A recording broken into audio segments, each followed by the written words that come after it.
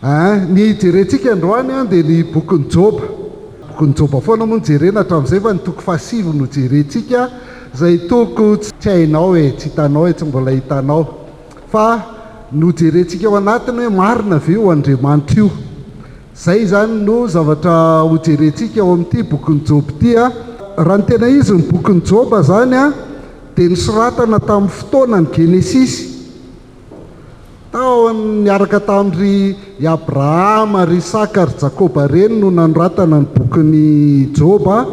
Dia azo lazaina fa fampidirana amin'ny Baiboly izy io, satria nanoratana ny Genesisy ary efa taty amin'ny andro Mosesy, efa 500 taona taty aoriana zany dia io mihitsy zany ny fampidirana ny Baiboly.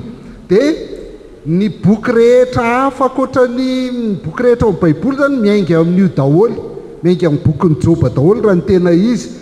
Dia ny fanontaniana lehibe hitako mipetraka ao anatiny dia hoe marina ve Andriamanitra? Marina ve Andriamanitra? Andriamanitra ve ny fahavalontsika? Mapetraka foana zay fa rehefa mandeha ianao dia misy problème amin'ny fiainanao dia amin'Andriamanitra aloha ianao nitezitra aloha, indrindra raha kristianina. Raha tsy kristianina izy dia misy olona mibahana dia tezitra amin'ilay mibahana izy, fa raha kristianina izy dia tsy tezitra amin'ilay mibahana izy fa tezitra amin'Andriamanitra. Manina koa ary ny asainao makeo Andriamanitra ohatr'izay. Na amin'ny zavatra rehetra amin'ny fiainantsika ny kristianina matetika manao an'izay foana. Ary eo ilay petrahan'ilay fanontaniana hoe tena marina tokoa ve Andriamanitra? So dia Andriamanitra ny fahavalontsika fa tsy ny olona na ny zavatra hafa. Zay ilay fanontaniana mipetraka zany. Dia azo kianina amin'ny zavatra mitranga ve Andriamanitra? Fanontaniana mipetraka zany satria isaky ny zavatra mitranga rehetra ka tsy mifanaraka amin'ny sainao, indrindra moa ka hoe marary ianao, hoe mijaly ianao, hoe tsy mety mahomby ny fiainanao, hoe miala aminao daholo ny olona sy ny ohatr'izany rehetrarehetra reny dia tonga dia mipetraka avy hatrany hoe tena adsoan'Andriamanitra mihitsy rangahy zao, fa maninona ny ohatr'izao fa maninona ny apetrany eto amin'ity firenena tsisy rano tsisy jiro sy mahantra kely ity naninona zao raha mba natao tany Dubai mipetraka. Zay zavatra eritreretintsika sy tadiavintsika, tsy eritreretintsika ane zany fa ato atao anaty ampahatoka antsika ato zany amin'ny fiainantsika isan'andro dia hoe so azo kianina ve, azo menatsiny ve Andriamanitra amin'ny zavatra mitranga amin'ny fiainanao? Raha ny tena izy dia zao hoe izy io Andriamanitra ivavahanao io. Zava-dehibe ny alalanao an'io Andriamanitra ivavahanao io, fa rehefa tsy fantatrao io dia mikirotana foana ny fiainanao. Na ezaka akatohatry n'inona ary ianao rehefa tsy mahalala an'Andriamanitra ianao dia tsy mitondra n'inona eo amin'ny fiainanao zay. Zay zany ny zavatra resahan'ny boky ny Joba ity. Miresaka momba an'Andriamanitra. Tsara be ilay fampidiran'iny teo hoe inona indray no lazainy amin'ny Jesoa Kristy, ary zay mihitsy ilay toe-tsay rehefa mamaky Baiboly. Ny ao anatintsika rehefa mamaky Baiboly dia avy hatrany foana dia hoe inona ny tokony ataoko, inona ny tsy tokony ataoko. Zay ilay tsy tokony atao voalohany indrindra. Fa ny rehefa mamaky Baiboly dia hoe ahoana indray ny alalako an'Andriamanitra ato, izy io Andriamanitra io. Dia zay ny resahan'ny toko fahasivy amin'ny boky ny Joba.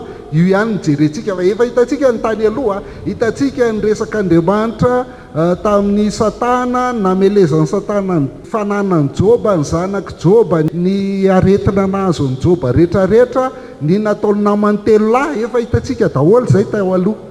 Fa androantsika hijery indray hoe iza amin'izay ary io Andriamanitra io. Ohatr'izao ny firafitry ity Joba toko fahasivy ity. Raha vakiko aminareo ilay izy dia lany fotsiny ny andro fa mitovy amin'ny tsy namaky ihany tsika avy mamaky an'ilay izy satria tsisy azonao io. Tsy ohatry rehefa mamaky ny boky ny Joba, mitovy amin'ny tsy namaky ihany. Fa avadikitsika ilay izy ataontsika plan hoe mizara fito io Joba toko fahasivy io. Tsy boky ny Joba tsoloka izy fa Joba toko fahasivy mizara fito io. Ny andininy voalohany sy faharoa dia milaza n'Andriamanitra masina. Izy Andriamanitra masina io Andriamanitra io. Ny andiny fahatelo sy fahaefatra dia milaza an'Andriamanitra mahalala ny zavatra rehetra, omniscience izy tsika. Izy eo Andriamanitra io Andriamanitra io mahalala ny zavatra rehetra. Ny andiny fahadimy ka hatramin'ny fahatelo amby folo dia io Andriamanitra io koa dia omnipotent, mahefa ny zavatra rehetra. Ny andiny fahaefatra amby folo ka hatramin'ny faharoapolo dia io Andriamanitra masina, omniscient, omnipotent io nefa dia Andriamanitra mamindra fo. Wow!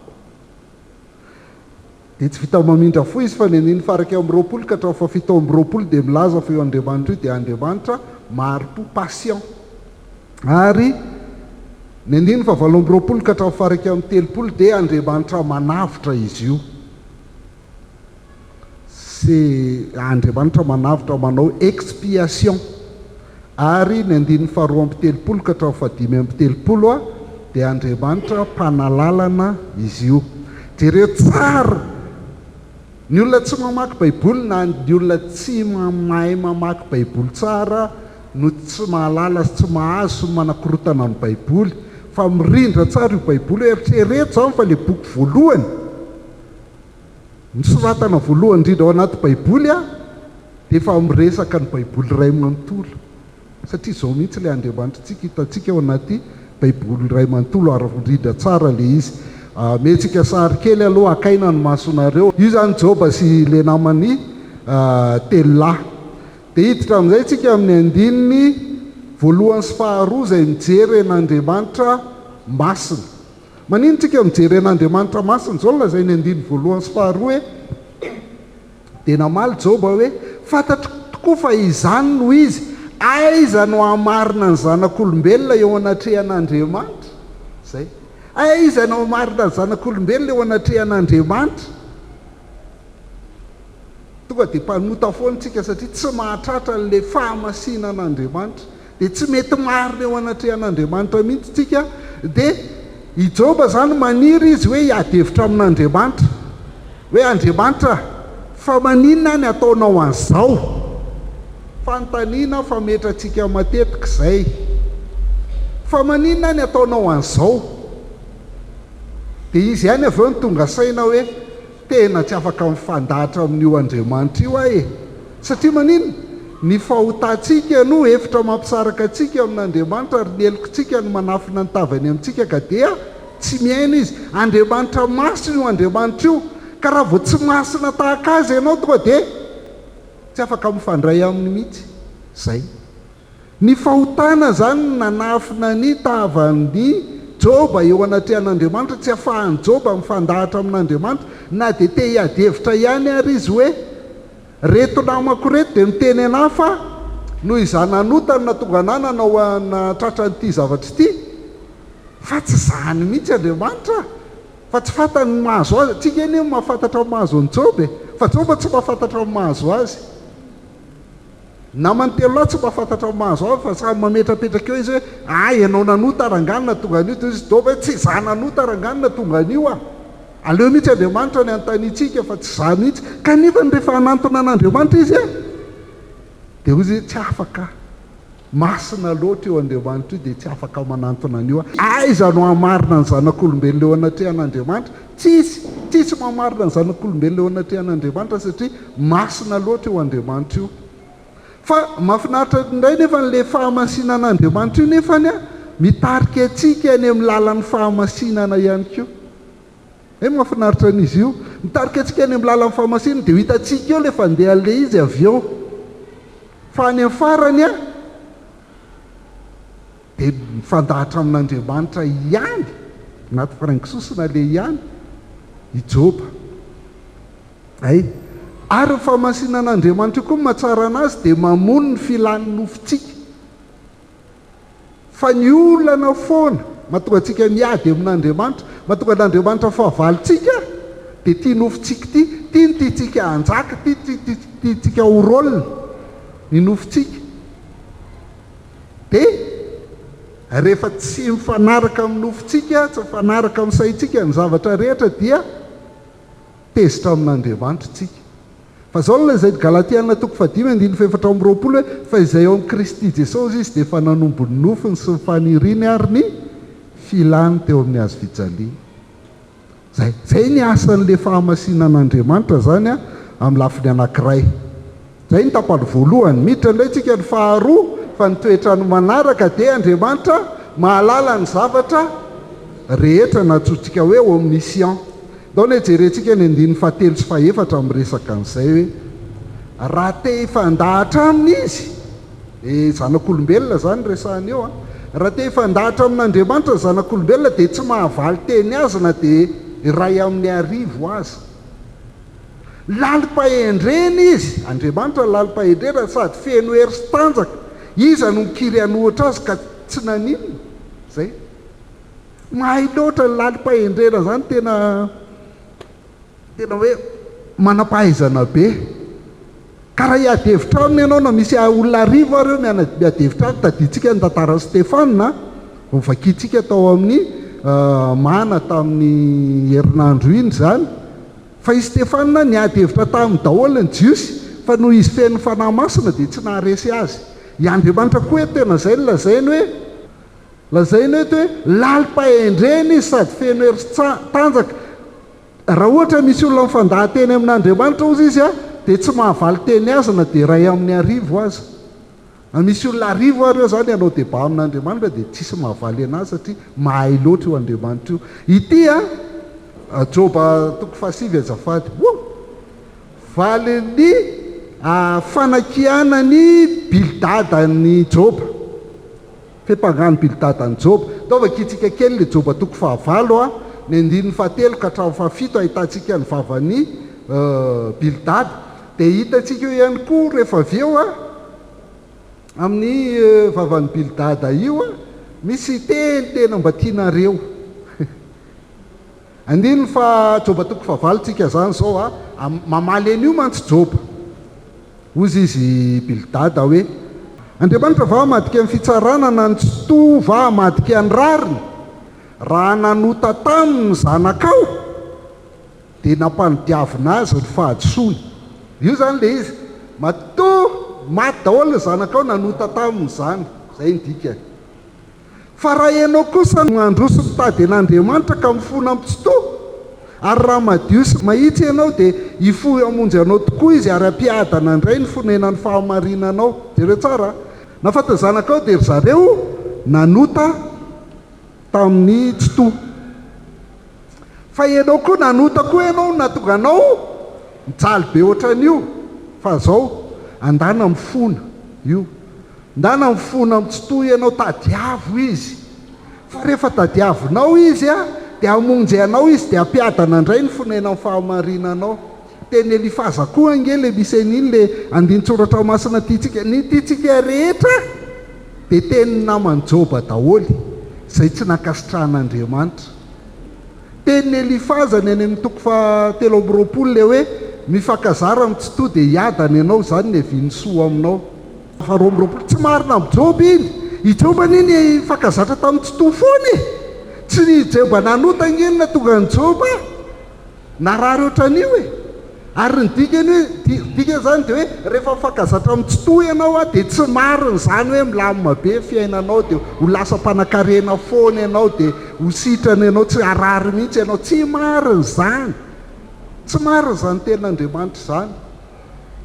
Dia eto izy miteny, ozy izy raha madio sy mahitsy ianao a, dia hifohy hamonjy anao tokoa izy, dia ampiadana indray ny fonenan'ny fahamarinanao. Ka na dia kely aza ny andohanao dia lehibe indrindra ny afarahanao. Alleloia! Zay le io le tiantsika be io e. Ny dikan'io dia zao hoe raha ataoko amin'ny teny hafa izy hoe raha izy Jesosy a, dia mahomby ny fiainanao, dia ianao ny lehibe indrindra eto ambonin'ny tany. Ay, nandray an'i Jesosy zany Zuckerberg, nandray an'i Jesosy zany iza koa Elon Musk zany nandray an'i Jesosy, matoa reny ngeza. Taiza zay nandray an'i Jesosy nisy naharesany reny avoay. Fa tsy mitombona, tena Andriamanitra tsy mitombona. Mamaky bokin'ny Joba ianao a, dia hita ao anatin'ny bokin'ny Joba hoe tsy ankasitrahan'Andriamanitra zany. Zany ny antsoina hoe évangile de la prospérité. Namany Joba anankitelo reo dia prospérité. Aniry va ny zozoro raha tsy eny amin'ny onaona. hitribona vany arefa raha tsy misy rano, mbola maitso izy sady tsy voajinja, kanefa malazo alohan'ny zava-maitso rehetra.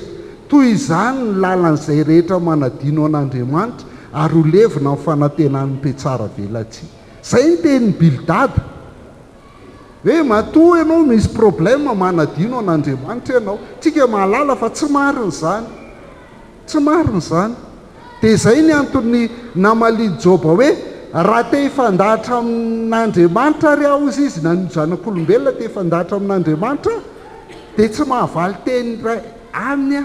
Vao miteny anankiray fotsiny izy a, dia na harivo ary ny teny havaliko azy dia tsy mahavaly anazy izany. Zay. Satria lalim-pahendrena loatra io Andriamanitrantsika io. Nambaran'ny Joba eto izany hoe tsy azony Joba, tsy takatry Joba mihitsy ny sain-dalin'Andriamanitra. Tsy marina aminy ny filazan'ny Bildada. Fa ny olana aloha zao dia anaty problème izy. Zay ny olana. Anaty fahoriana izy. Dia ozy izy hoe aleoko matoky an'Andriamanitra fotsiny a, toy izay hanohatra anazy. Zay ny fahendrena. Rehefa fantatrao Andriamanitra hoe notre Dieu c'est un Dieu omniscient, aleo matoky anazy toy izay hifanohatra aminy, satria tsy vitanao akory ny hifanohatra aminy. Sady izy masina be raha teo. Fa zao nefa ny tena tsara ao anatin'io, le Andriamanitra mahalala ny zavatra rehetra ny ireo olona dia mahalala ny masoanao e. Fantatrao ve izany? Hoe eny haiko izany fa mahalala ny zavatra rehetra Andriamanitra, fa ty zavatra ilaiko ty ihany tsy fantany ty. Ary dia ho teneniko azy tsara mihitsy fa tsy hainy, atoroko anazy fa mila an'ity aho. Zany ekeritreretrika isan'andro e. Zay ny atao hoe mahalala an'Andriamanitra ve ianao sa tsy mahalala an'Andriamanitra? Fa raha mahalala an'Andriamanitra ianao dia afaka matoky azy hoe na zao ara nitondran'ny fiainako, ampafiry ny nitondran'ny Joba ny ianao e. Fa raha fantatro fa ianao no mijaly indrindra eto ambony tany fa mbola tsy mijaly noho Joba ianao. Fa raha mahalala an'Andriamanitra ianao dia halala hoe na izao ara nitondran'ny fiainako, dia fantatro fa miara-miasa soa ny zavatra rehetra. Amen. Eny na tsy amen ara zay mihitsy moa zany ny ataony.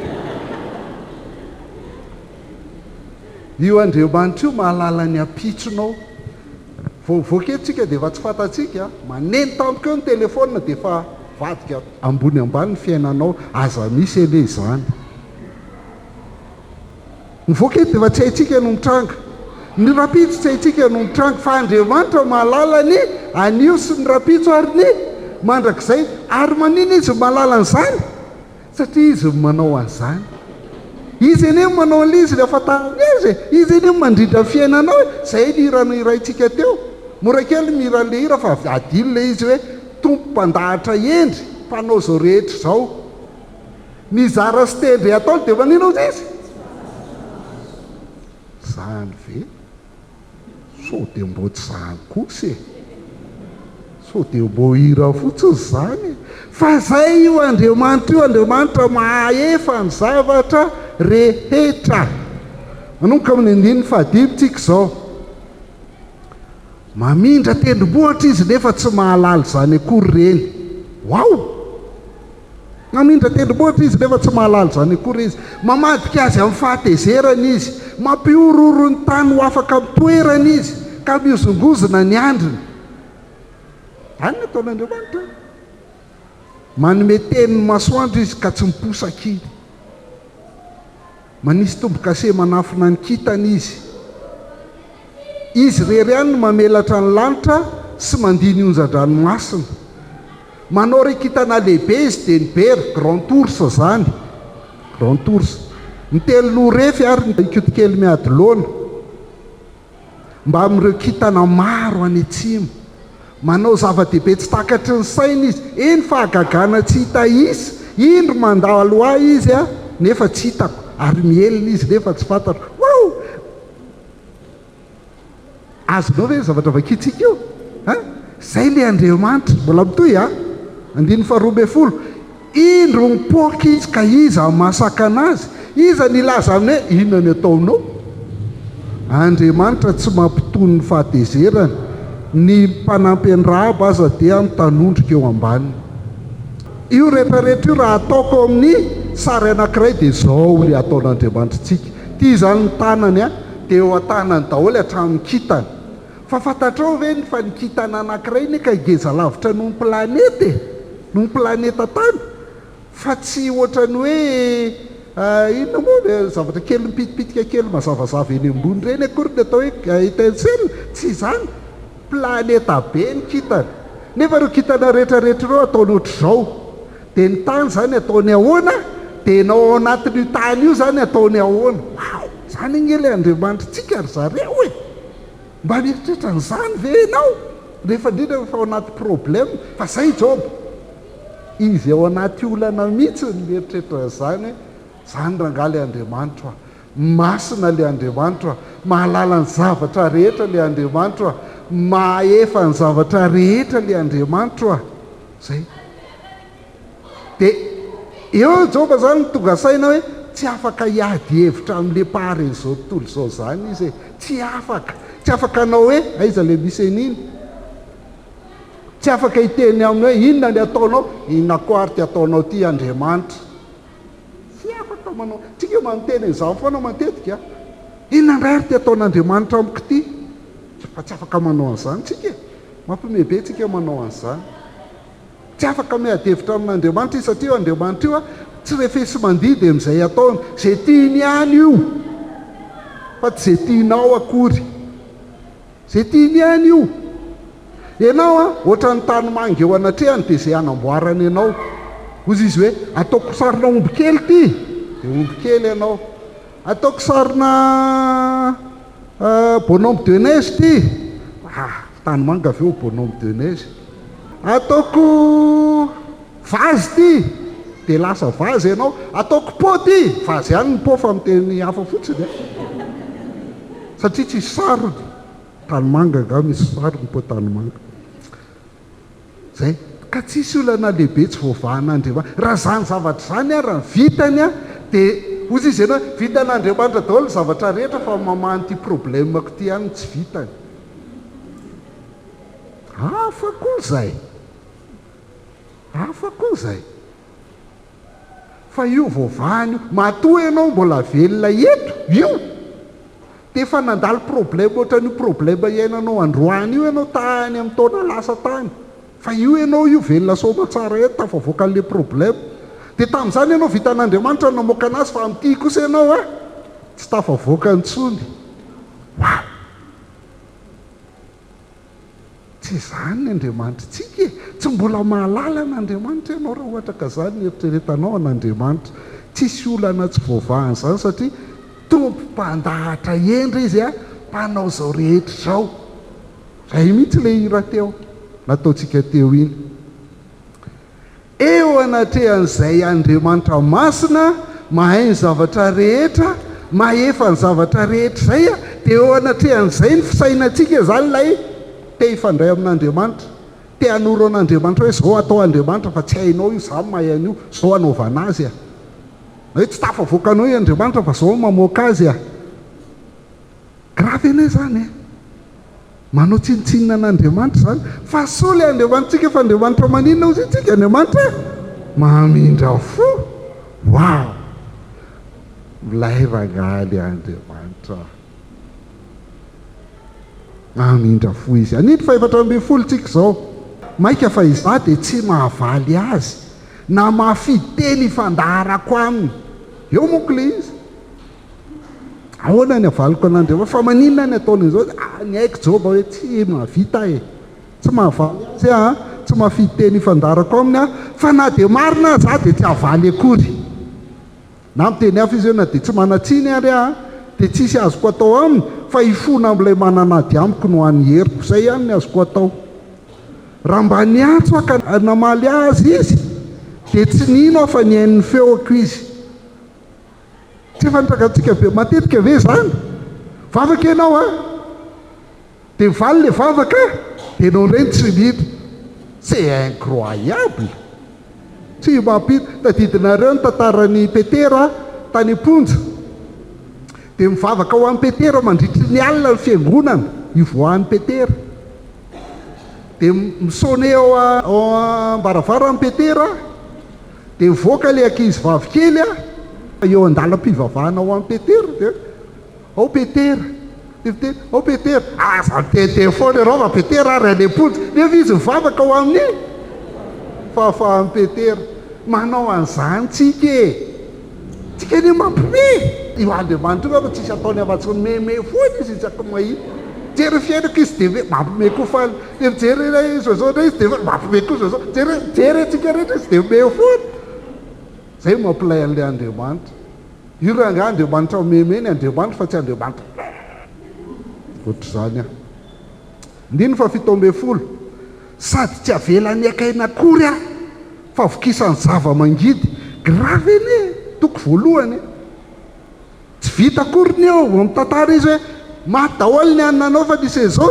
dia tonga indray ny anankiray avany maty daholo ny ananao fa nisy zao dia tonga indray ny anankiray avany ngamba raha mbola nisy tonga farany teo mangilina fa za mitentsony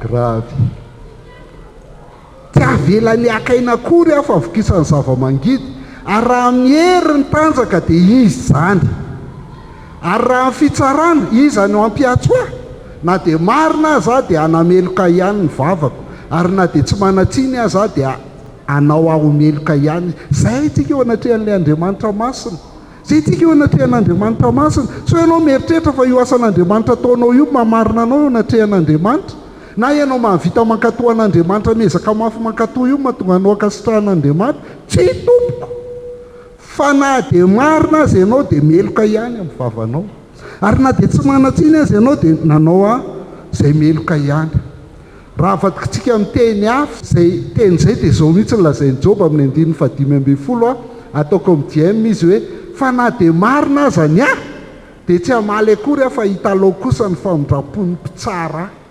aloako mitalao ny famindrapon'le mpitsara hoe io afao tena ny famindraponao sisa iainako fa tsy avitra marina fa tsy noho izany anotany na tonga anjalo ohatr'izao fa na marina azy dia tsy hamaly akory fa hitalao kosa ny famindrapon'ny mpitsara fa mamindra fo eo Andriamanitra io mamindra fo eo Andriamanitra io fa raha eo anatrehan'ny fahamasinany ny fahalalan'ny zavatra rehetra sy ny matsirefesy mandidy azy tsy avitritsika ny miako dia nivavaka ohatr'izany nanaiky izany jereo igny ny zavatra nazo ny zanak'Israely ny miatoko 7:17 nandatsy nentina nanaraka izany izy nanaraka ny tenin'Andriamanitra zany sady tsy nahatsiaro ny fahagagana izay nataonao teo aminy fa nanamafy ny atiny izy tanykomy sady zay nanendrim-pitarika mba hiverenany ho any amin'ny fahandevozany alohan'ny zalany tongolon'ny Egypta kanefa Andriamanitra mifamelan-keloka ianao alleluia ka miantra sy mamindra fo maharo-po sady be famindrapo ka tsy nafoy azy zay ny Andriamanitra io impiry moa tsika ny ala tamin'ny teniny impiry moa tsika tsy nakatoa azy impiry tsika ny ala taminy fa io Andriamanitra io dia Andriamanitra miantra sy mamindra fo Andriamanitra ny famelan-keloka zay na tonga ny Davida any amin'ny faran'ny Salamo 7:20 hoe entiko fahasoavana sy famindrapo anaraka amin'ny andro rehetra iainako dia toetra ohatran'ny tompo aho amin'ny andro rehetra alora nga miaina amin'ny fahasoavana sy famindrapo isan'andro toy izay hiaina miezaka akatoa dia amin'izay tian'Andriamanitra satria ianao niezaka nakatoa mijaly zany ary zany no lazain'ity boky ity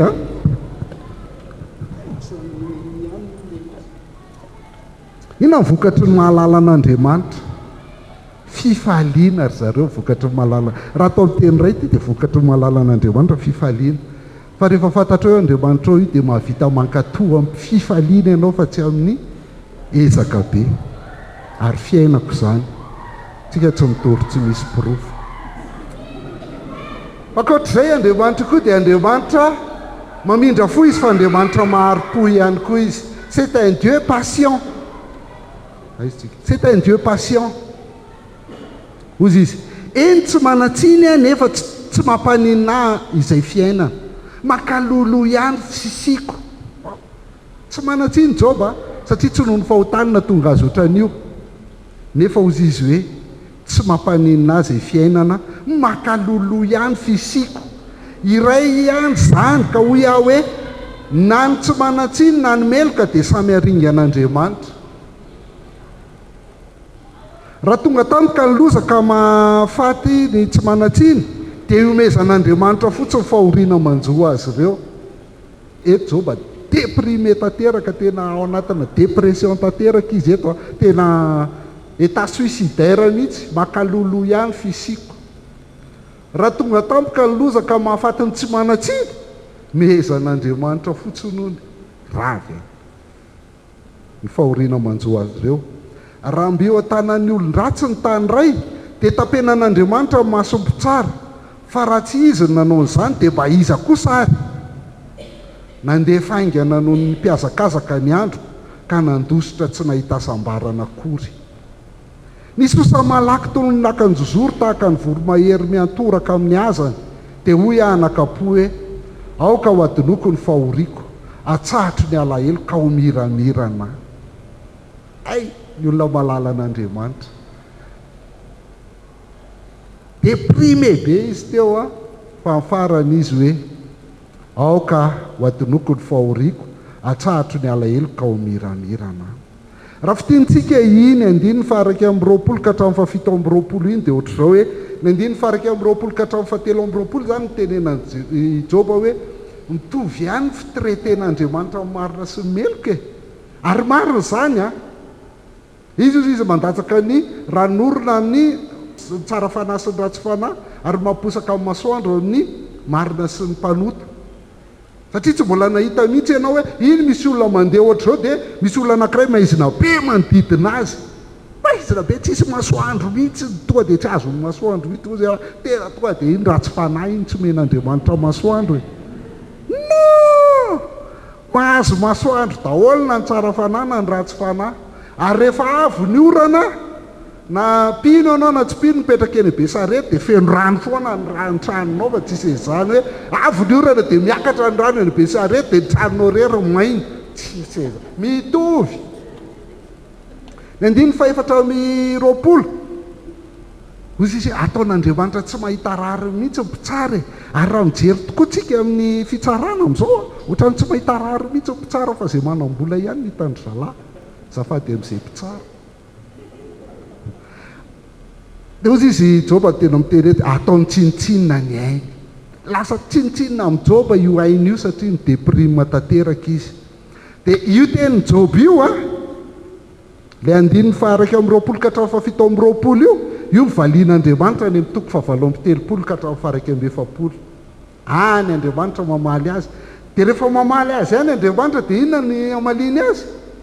Ozy izy efa hitanao ve ny voay? Lazay vondray fa manaonao foana ohatran'ny Andriamanitra nanao ny voay. Milay be zany voay zany. Efa hitanao ve ny voninkazo? Zany nanao an'ireny. Zay fotsiny tenen'Andriamanitra toa dia ny aiko sy ny bebaka Joba rehefa avy eo.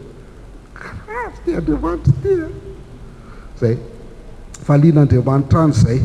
Fa Andriamanitra zany maharo-po fa matetika tsika amin'ny fiainantsika miteniteny foana, teniteny foana an'Andriamanitra. Ndray aloha mety antony vokatra ny antony tsy fahalalana, fa ny ray koa noho ny amafy ny fahoriana mahazo antsika dia any amin'Andriamanitra foana ny ilika mibodaka tsisy sira. Dia izy foana ny diso, fa maharo-po rangahy io Andriamanitra io marina. Zany ataonareo an'izany nareo manao ny adalanareo any dia lazainareo fa zany diso tsy manaiky an'izany kosa, tsy manaiky fa Andriamanitra tsy ohatr'izany, izy patient. Tsy milay alary Joba ozy Andriamanitra fa tiako foana, tiako foana. Jerenge ny ataony eto amin'ny Isaia 5:7 lozan'izay miady amin'namorona azy, lozan'izay miady amin'namorona azy. Tavombilany isan'ny tavombilany amin'ny tany ihany reny. Ny tany manga va ilaza ampanefy azy hoe inona ny ataonao na ny asanao va hiteny hoe tsy mana-tanana izy. Atsika matetika manao an'izany, inona koa ty ataonao ty Andriamanitra, fa nga nisy ianao raha tsy izy. Fa izy ke mitantana ny fiainanao ary tianao ary zay mahasoa anao ny tadiaviny, fa ny anao zay mahafinaritra ihany. ny tianao. Ka raha ohatra Andriamanitra tsy nahary-po tamin'ny Joba amin'ny vavavavany io, tahaka n'Andriamanitra tsy nahary-po tampoka, fa viena vita momba faly tonga dia any amin'ny afo be. Fa patient ragaly Andriamanitra miaiky mihitsy patient. Tsara ho ale mahalala an'Andriamanitra. Fa faraparantsika zao Andriamanitra manina koa izy zany zao manaraka. Efa fahadimitsika zao sa fahenina sa fahenina? Fahenina kay Andriamanitra manavitra koa izy io. Andiny fa 7 ozy izy hoe dia maharaiky tao an-trano fa horiako rehetra. Fantatro fa tsy ataonao afa-tsiny tsy maintsy atao meloka ihany ka nahoana no anasa tena foana, ka namandro amin'ny oram-panala za dia ka manadio ny tanako amin'ny rano-davenina dia anitrika any pahatra miaraka amin'izay ianao ary ataony fitafiako zava-betaveta. Mafy dia mifandray amin'ilay Andriamanitra masina mahalala ny zavatra rehetra, mahay ny zavatra rehetra. Io ny andeha hiadivanao. Tonga dia resy avy hatrany miaiky an'izy hoe tsy ataonao afa-tsiny zany tsy noho ny fahotako no natonga fahoriako zao, fa tsy nidika koa zany hoe marina eo anatrehanao zay no lazain'ny Joba. Tsy maintsy atao meloka ihany ka ninona ataoko? Ezaka ataoko mba hampadio anahy, dia tsisy dika an'izany. Ninona ataoko mba hampadio anahy? Ny amin'izany moa zany ny sarina ranomandry la neige dia sarina fahadiovana foana satria ilay fotsifotsy be iny fahadiovana. Ho anitsika mieritreritsika hoe mandro anaty raneige zany ankatsika. Ninona ataonao hanadio ny tenanao tsy madio zany ianao? Zay ny tenen'ny Joba, tsy afa miala amin'ny fitsaran'Andriamanitra izy, miandry azy dia fitsarana. Eto mahafinaritra sofa teo Jesoa Kristy nitsaraina sy zaziana teo amin'ny toeran'ny Joba, teo amin'ny toerako ihany koa. Tsy voasoratra eto fa zao lazainy ny Romanina 7:7 ka hatramin'ny 5:20 any hoe fa samy efa nanota izy rehetra ka tsy manana ny voninahitr'Andriamanitra, kanefa Marina maimam-poana amin'ny fahasoavana izy noho ny fanavotana izay ao amin'ny Kristy Jesoa. Marina maimam-poana amin'ny fahasoavana izy dia rehefa avy izy dia miteny hoe mba ho marina Andriamanitra ozy izy nefa afaka manamarina ny ratsy fanahy. Zay no ny asa fanavotana nataon'i Jesoa Kristy teo amin'ny hazo fijaliana dia ny sazy tokony hatra, ny sazy tokony hatra taminao no nentin'i Jesosy teo amin'ny hazo fijaliana. Aleloia! Io zany tsotra fotsiny, tsy maintsy misy mitondra ny sazy ny fahotany. Ka na io manaiky ianao entin'i Jesosy ilay izy, na ianao no mitondra an'io mandrakizay. Zay ihany ny fandehany. Fa sofa manam-panavitra tsika, ary Joba nahita eto hoe tsy za mihitsy ny afaka hanadio ny tenako, fa sofa ny ran'i Jesosy teo amin'ny hazo fijaliana ihany no afaka manadio anahy. Ny rano teo amin'ny hazo fijaliana ihany no manadio anahy. Manana mpanavitra ozy Joba. Eritrereto Joba any amin'ny testamenta taloha, boky voalohany soratanao anaty Baiboly, dia efa malala sady hoe manana mpanavitra. Ho hitantsika izay rehefa avy eo. Farany Andriamanitra, andiny ny farany amin'izay 2:30 ka hatramin'ny 5:30. Fa tsy olona tahaka izy ka azoko valiana. Any amin'izay minomboka efa tena mahalala an'Andriamanitra amin'izay Joba eto. Tsy olona tahaka izy ka azoko valiana hifanatrehanay ao amin'ny fitsarana. Tsy misy mpanelanelana anay ka hametraka ny tanany aminay rotota. Aoka ny sorakazony amiko izy ary aoka tsy haparaiky tahotra intsony ny fampitahorana ataony. Dia hiteny ka tsy atahotra azy satria ho fantatro fa tsy atahotra foana. Rehetr'izay le farany. Hatramin'ny voalohany izy aiza ozy izy ny hamarina ny olona eo anatrehan'Andriamanitra. Merina foana izy hoe tena tsy mahavita mifandahatra amin'Andriamanitra nefa izay ny tena tiako atao satria tsy rary ny tia mahazo anaty satria za tsy nanota nefa hiaran'izao fahoriana izao. Ary tsy vita nefa hiara fahoriana fa reto namako izay nantenenkanirina koa vao mainka nampivandravandra. Mbola vao mainka namely anahy. Dia aloka any amin'Andriamanitra no miresaka fa kambe resaka amin'reto namako reto fa zalahy reto mitory évangile de prospérité. zay ny ao anatin'ny Jesoa. Farany amin'izay zany ny teny hoe io Andriamanitra tiako resahana io ne tsy olo loatra anaka dia ifampiresaka sy amaly anao hoe andeha hovaliany e. Tsy vitako manatrika azy eo amin'ny fitsarana fa zao satria tsy isy mpanelanelana aminay ametraka ny tanana aminay rototo. Dia zao amin'izay etsika jereo tsara ny baiboly rehetra tompoko dia manondro an' Jesoa Kristy. Ny baiboly tsy manondro fotsiny hoe inona ny ataonao tsy ataonao fa manondro an' Jesoa Kristy ny baiboly rehetra. Te hifanatrika amin'Andriamanitra Joba. Rehefa te hifanatrika amin'Andriamanitra Joba, te hifandahatra amin'Andriamanitra, izy resy foana. Fa misy toetra telo mila mpanelanelana izy zany raha ny tena marina dia izay. Mila mpanalalana. Il a besoin d'un médiateur ou d'un arbitre. Raha tiantsika. Mila arbitre izy. Dia ao anatin'io 2:30 ka hatramin'ny 5:30 io dia misy toetra telo mila ananan'ilay mpanelanelana amin'Andriamanitra sy ny olona. Toetra telo. Inona avy ireo toetra telo tsy maintsy ananan'ilay mpanelanelana amin'Andriamanitra sy ny olona, zay izy vao afaka manelanelana ny Joba sy Andriamanitra sy manelanelana amin'Andriamanitra dia manelanelana anao amin'Andriamanitra. Ny toetra voalohany tsy maintsy ananan'ny olona dia zao, olona tsy maintsy afaka misolotena ny olona eo amin'ny fitsarana io. Zay ihany, zay vao afaka manelanelana antsika amin'Andriamanitra.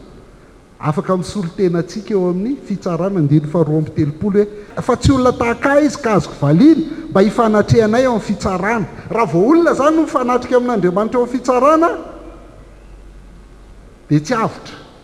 Resy foana satria Andriamanitra masina, Andriamanitra mahalala ny zavatra rehetra, Andriamanitra mahefa ny zavatra rehetra. Tsy tafavoaka mihitsy raha vao olona.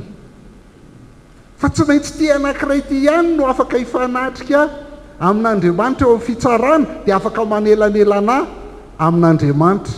Izy io Jaona 1:2 hoe anaka izany zavatra zany soratako aminareo mba tsy hanotako aminareo, ary raha misy olona manota dia manana solo vava ao amin'ray isika dia Jesoa Kristy ilay marina. Alleloia. Io ihany no mahavita n'ilay fepetra voalohany eo amin'ny fitsaran'Andriamanitra dia io no afaka misolotena anahy, afaka misolo vava anahy. Izay no antsoina hoe parakleto. Jesosy koa ny parakleto e. Dikan'io solo vava io dia parakleto. Hebreo 4:4-5:12 sy 5:12. Hebreo 4:4-5:12 sy 5:12. Koa satria manana mpisorona be lehibe izay lasa namakivaky ny lanitra isika. Ny mpisorona be atsika dia lasa namakivaky ny lanitra dia Jesosy zanak'Andriamanitra aoka hiazona ilay efa nekentsika isika. Fa tsy manana mpisorona be izay tsy mahay miara-mitondra fahalementsika isika, fa ny atsika dia izay efa nalaim-pana tamin'ny zavatra rehetra tahaka atsika nefa tsy nanota. Alleloia. Tsy haiko raha azonareo tsara zany teny zava zany mahazo azy tsara dia faly tena faly satria io Jesosy io mpisorona be lasa namakivaky ny lanitra. Jereo tsara ahafahany misolotena anahy any an-danitra. Ny voalohany dia zao io mahay mitondra ny fahalemeko satria nalaim-pana ohatrana. Dia azony tsara hoe ahoana za fakam-panahy zany. Fa za resy foana eo amin'ny fakam-panahy satria za tsy mahalala an'Andriamanitra. Fa izy tsy retsy mihitsy satria izy mahay tenin'Andriamanitra dia izy foana izy hoe fa voasoratra hoe, fa voasoratra hoe, fa voasoratra hoe. Dia io Jesosy io nalaim-panahy ohatranahy kanefa io tsy manana ho. Io zany masina dia afaka mifandray amin'ilay Andriamanitra masina. Nefa io koa olona dia afaka mifandray amiko. Zay ne mahasolotena anasy Andriamanitra. Romanina 9:4-5:13. Izany manameloko. Alefaso daholo izay anameloka rehetrarehetra any fa zao Kristy Jesoa nefa maty. Ary tsy razam-bazaha akory fa mihoatra noho izany azy nitsangana tamin'ny maty koa izy ka mitoetra eo kavanan'Andriamanitra ary mifona ho atsika. Mila an'izay ilay mpanalalana.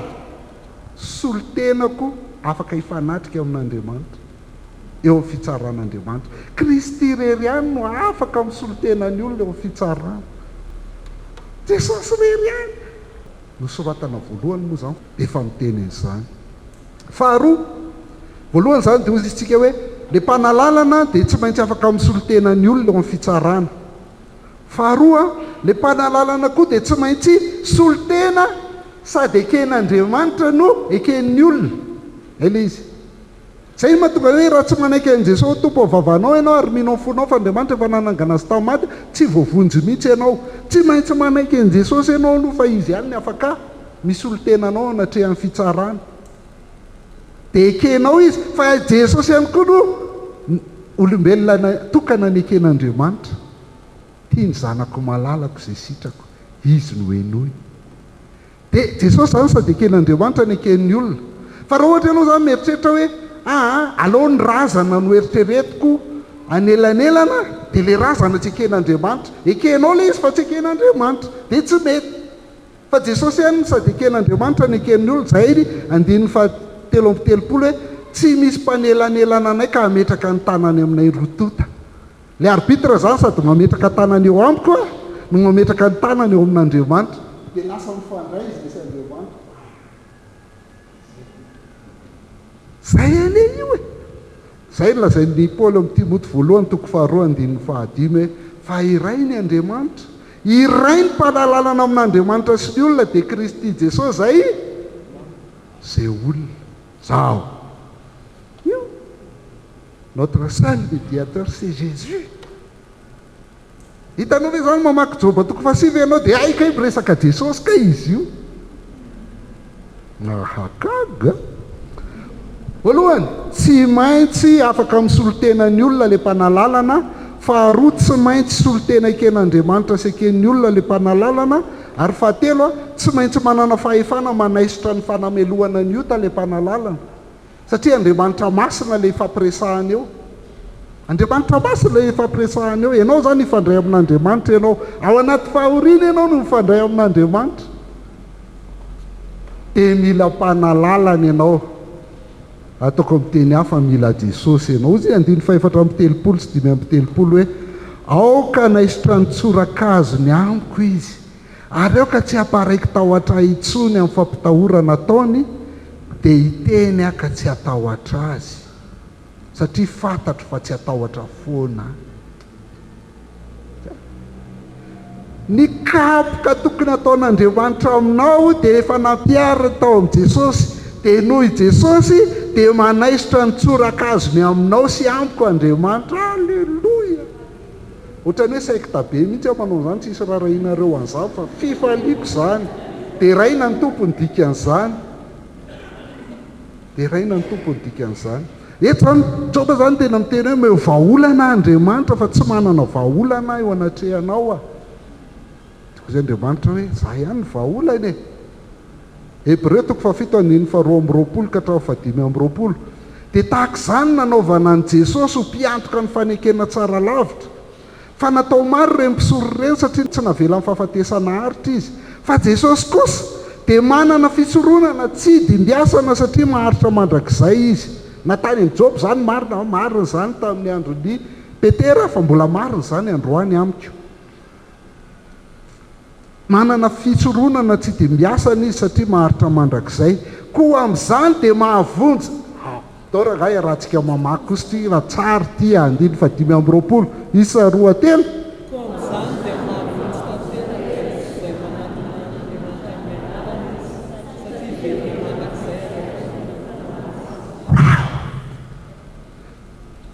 Jesosy dia mahavonjy tanteraka izay manantona an'Andriamanitra amin'ny alalany. Izy ny mpanalalana, satria Jesoa Kristy dia velona mandrakizay hanao fifonana ho asy ho alony fantatro hoe. Ary zay mafaly ahy. Zay misy anankiray zay, mbo misy roa. Jereo tsara ny zavatra nytenen'ny Joba hatramin'ny voalohany. Nahoana ny tsy mamela amin'ny fahadisoko sy manaisitra ny eloko ianao, fa izao dia andry any amin'ny vovoka. Hitady hafatratra ianao fa tsy hisy intsony. Tady famela-keloka mafy Joba eto. Rehefa tsy mamela anahy ianao dia very ahy zany dia tsy very ahy. Fa na ho faty ary ahy Joba, dia Joba koa mbola manantena. Efa nino sahady ny fitsanganan'ny tena amin'ny maty Joba. efa nisady fitsanganana maty izy a Joba toko 4:10 andininy 7:10 sy 10:10 engane ka nafinany fitoeranmaty ianao ka nafina mandrapa afaka ny fateziranao ary nendry fetrandro ray hoa ka tsy aro ah raha maty ny olona mo mety velona indray va izy fa raha izany a dia iandry a mandritra ny fiainako ametra-panontaniana izy hatramin'izay ny ainako izy Joba ary hatramin'izay ny ainatsika tsy mbola nisy ny olona nitsangana tamin'ny maty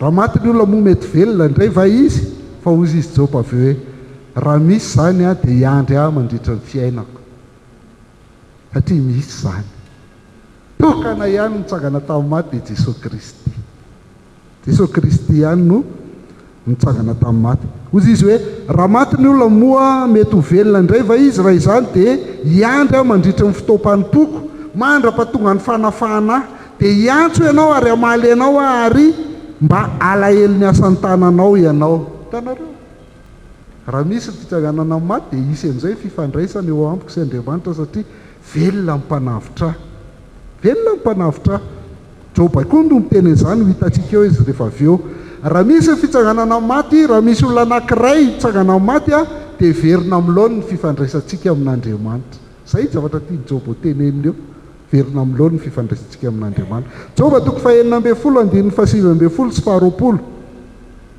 fa na dia ankehitriny zao azy indro any an-danitra ny vavolombeloko Joba nefa nino fa manana vavolombelona izy fa na dia ankehitriny zao azy indro any an-danitra ny vavolombeloko eny ny mpiantoka dia any amin'ny avo miome asa kaizako mandrotra dranomaso eo anatrehan'Andriamanitra kosa raha reto namako reto dia mezany reto fotsiny afa any an-danitra ny vavolombeloko any an-danitra ny vavolombeloko Joba 19:25-27 kanefa raha izany fantatro fa velona ny tanareo efa fantatry Joba fa manam-panavitra izy ary velona mandraka zay anao fifonana ho azy io mpanavitra azy io fa raha iza dia fantatro fa velona mpanavitra ka hitsangana ny parany eo ambonin'ny vovoka izy ary raha levona ny oditra zao simby zao sady afaka aminofoko dia ahitan'Andriamanitra satria mino fitsanganany tena maty izy a dia tia amin'izay nge le hira iny tia amin'izay nge le hira iny nakananiny hira iny eny zany ho ahita azy a ary masoko dia hijery fa tsy olon-kafa efa matim-paniriana ny saiko ato anaty dia ahitan'izany Jesosy zany ao izy Joba fa indrisy tsy nahita izy atsika koa ne tsy nahita sao dia verinao fa nahita fa ne Joba le ho avy ny antenainy fa ne tsika indray le efa maty ho atsika teo amin'ny hazo fijaliana fa ho avy ny andro anankiray rehefa hitsangana ny parany io mpanavitra atsika io dia amin'izay fotoan'izay dia ahitan'Andriamanitra tsika andro ahitan'Andriamanitra tsika inona ny andiny farany eo amin'ny bokin'ny Joba andiny 7:10 amin'ny Joba toko 2:7 dia maty Joba rehefa tratranitra sady ela ny ainana maty ny rôlina mba fantatrao hoe fa amin'ity filma Joba nijerentsika nanomboka alatsinainy ka hatramin'ny zoma maty le rôlina ohatran'ny Alain Delon maty koa Alain Delon tsy hain'ny ankizy ankehitriny zany fa tamin'ny andronay zany nalaza be sady bogosy ny be detante fa zao re olona mila haintsika ho avy miova amboary fomba famakiana baiboly tsy ianao ny rôlina tsy Joba ny rôlina tsy ianao ny rôlina ka ny sitraponao foana ny tsy maintsy atao eto amin'ity tany ity fa fantatrao ve fa rehefa maty Joba zay vao hitany hoe aika dia finy fanaovan'Andriamanitra sy ny devoly tia mampijaly azy ty gravy a sahozy sady efa narary maty daholo ny anako rehetrarehetra latsain'ny namako a ka inareo any ambony any manao zay ataonareo any dia zany ho mijaly ety zany mihitsy ny fiainantsika io isan'andro e zany ny fiainantsika io fa rehefa any vao fantatra ny fanontaniana tsy ety isy valiny aminao mandrakizay dia ny hoe fa maninona ny ataon'Andriamanitra ohatr'izao tsy ho voavalinao mihitsy zany Mivaly raha atao izy satria izay ny tiany. Fa tsy mijanona eo ilay izy satria niasoanao ny tanjony. Zavatra rehetra ny miara-miasa asoa e. Teneny izany rehefa milamina ny fiainana, fa rehefa korotana ny fiainana dia andininy farany tsy tianao indrindra izany. Tsy Andriamanitra ny tsarainy eto. Jereo tsara tamin'ny voalohany Joba nieritreritra mihitsy tsika hitsaran'Andriamanitra hoe ianao kosa raha tsy mety nitondranao ny fiainako a. Maninona nataonao teraka ty Madagasikara be délestage etya. Fa ny tena farany ianao ny tsarainy ao anatrehan'Andriamanitra ary mila mpanelanelana ianao. Mila mpanelanelana ianao dia Jesoa Kristy. Fa ny zava-dehibe rehefa mamaky Baiboly a, azenao foana ny jerena fa jereo Andriamanitra. Fa rehefa mahalala an'Andriamanitra ianao dia misy vokany izany amin'ny fiainana. Vokatry ny mahalala an'Andriamanitra dia ao anatin'ity, satria misy taratasy anina izy a, dia izay mahatonga anazy a 5,4 ariary ny vidiny a. Misy mpanamboatra ity, na tena kely fotsiny ao anatin'izay fa misy mpanamboatra ity. Dia raha mamaky an'io ianao dia sady halala ny vokatry ny mahalala an'Andriamanitra, tondra fiainana fifaliana eo amin'ny fiainanao zany a, mba manohana n'le bandy kely, mba nanoratra dia mba misy boky gasy vitsy kely ny boky gasy ohatr'izao fandorana mba hifanohana. Rehefa tsy voavidinao iny dia 10 ariary fotsiny le polycope rehefa avy eo dia efa mety zay, vavaka tsika. Tompo ampisotranao zay ny amin'ny ty herinandro ty izay ny anarana iny amin'ny bokin'ny Joba.